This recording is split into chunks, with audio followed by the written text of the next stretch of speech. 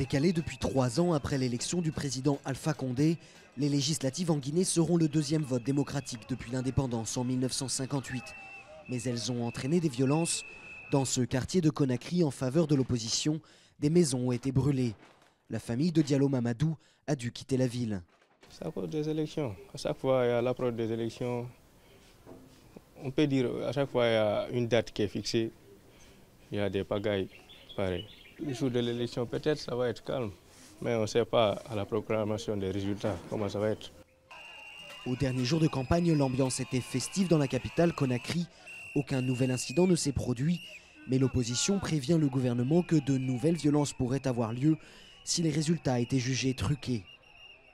Si dans les fiefs des partis de l'opposition, il est évident que ces partis sont vraiment majoritaires, le RPG veut passer par les agents d'autorité pour manipuler les résultats, ben vraiment, il va sans dire qu'il y aura des problèmes. Le gouvernement lui-même avoue que ces élections ont généré des violences. Selon un bilan officiel, des incidents ont fait au moins 1 mort et plus de 70 blessés les 22 et 23 septembre. Une situation qu'il considère hors de contrôle.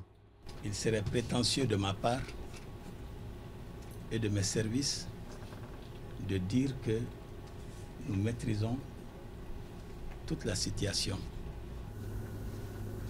Aujourd'hui, cette élection s'annonce dans des conditions très agitées et même meurtrières.